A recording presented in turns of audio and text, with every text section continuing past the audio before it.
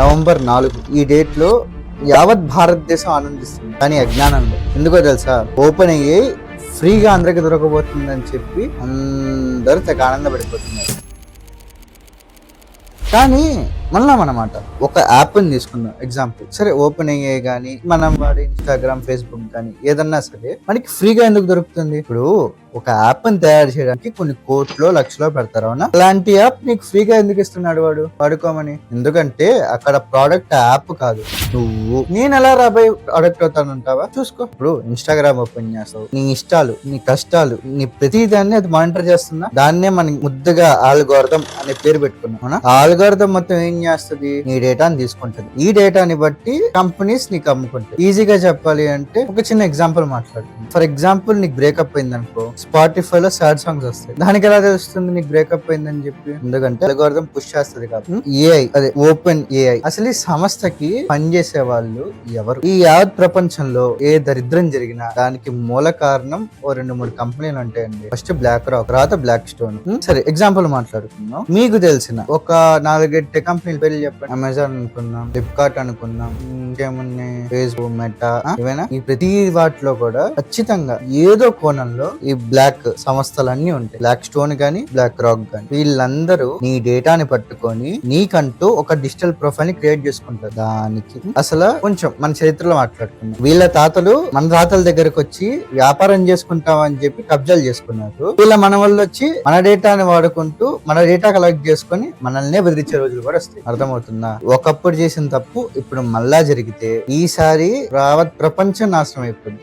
AI అనేది సేవకెవడు వాడట్లా, surveillance కి మాత్రమే వాడుతున్నాడు. సరే, ఓపెన్ ఏఐ గురించి అందరికీ తెలుసు, కానీ ఓపెన్ ఏఐ వెనకాల ఒక డచ్ కంపెనీ ఉందని ఎంతమందికి తెలుసు? ASML. ఇప్పుడు చూడండి, ASML చిప్స్ ఇస్తే ఆ చిప్స్ కి సపోర్ట్ గా ఓపెన్ ఏఐ వర్క్ చేస్తుంది. ఆ ఓపెన్ ఏఐ సపోర్ట్ కావాలి అంటే, లేకపోతే ఆ ఓపెన్ ఏఐ రన్ అవ్వాలంటే ASML ఖచ్చితంగా ఉండాలి. ఈ ASML లో ఒక చిన్న పార్ట్ తయారు చేయాలన్నా కొన్ని లక్షల కోట్లు అవుతుంది. దీనికి ఎవరు ఫండింగ్ చేస్తున్నారు? ఒక గెస్ చేసుకోండి. BlackRock. ఈ బ్లాక్ రాక్ ఫండింగ్ ఇస్తే వీళ్ళ చిప్స్ తయారు చేస్తారు. వీళ్ళ దగ్గర నుంచి ఓపెన్ ఏఐ దగ్గరికి వెళ్తుంది. ఓపెన్ ఏఐ డేటా కలెక్ట్ చేసుకుంటది. ఈ డేటా మొత్తం తిరిగి సర్వర్ రూమ్స్ కి వెళ్తుంది. అంటే ఎవరి చేతిలో ఉన్నట్టు ఇండైరెక్ట్ గా బ్లాక్ రాక్, బ్లాక్ స్టోన్. ఒకప్పుడు మన దేశంలో ఉన్న అత్యంత పురాతనమైన జ్ఞానాన్ని కాల్చేశారు గ్రంథాలయాలు, వాటిలో వీటిలో. ఇప్పుడు ఏముంది? సర్వర్ రూమ్ లో తిరిగి డేటా మ్యానిపులేషన్ చేస్తారు, నెరేటివ్ వార్ఫేర్ ని నడుపుతారు. ఇంకా ఈజీగా చెప్పాలంటే ఒక ఇంటెలెక్చువల్ వార్ఫేర్ ని నడపడానికి ఈ డేటా సెంటర్స్ ని గానీ, సర్వర్ రూమ్స్ ని గానీ అడ్డంగా పెట్టుకుని అడ్డగోలుగా వాడగలరు. ఒకటి, నీకొకటి ఫ్రీగా దొరుకుతుందంటే అక్కడ ఐటమ్ ని నువ్వే.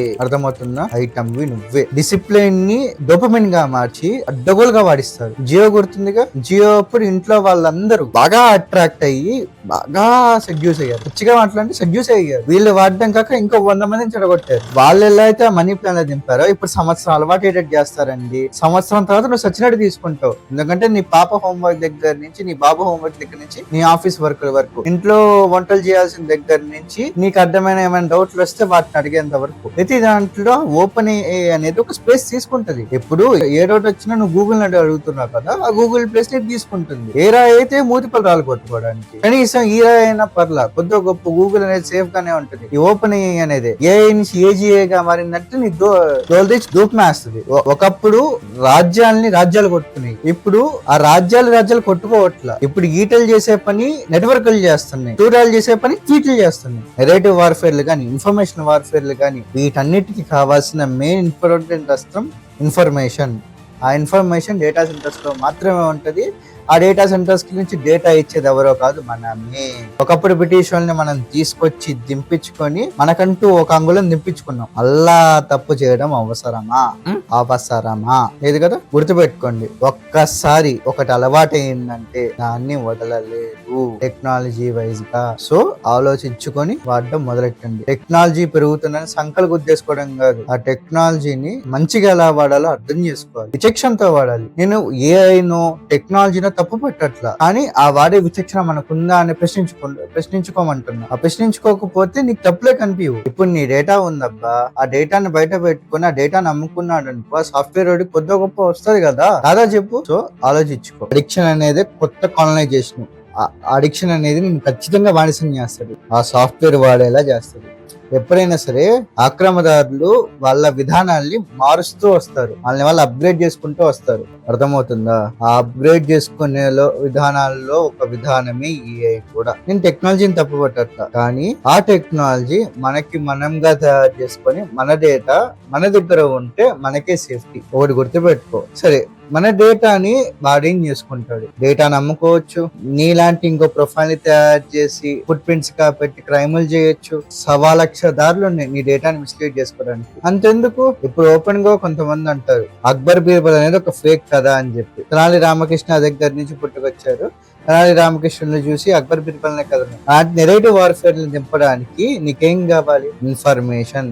ఆ ఇన్ఫర్మేషన్ ఒకప్పుడు గ్రంథాల్లో ఉండేది, ఇప్పుడు సర్వర్ రూముల్లో దిగుతుంది. ఆ సర్వర్ రూముల్లో వాళ్ళ పెత్తనం దిగిందంటే మాత్రం మీ ఊహకే వదిలేస్తున్నా. ఇంకా గట్టిగా మాట్లాడితే స్లమ్ డాగ్ మిలియనీర్ సినిమా చూపించేస్తారు అందరు. అర్థమవుతుందా? ఆత్మనిర్భర్ భారత్ అనేది ఒక స్లోగన్ కాదు, సూత్రం. డేటా మన దగ్గరే ఉండాలి, మనతోనే ఉండాలి, మన ద్వారానే ఉండాలి. అర్థమవుతుందా?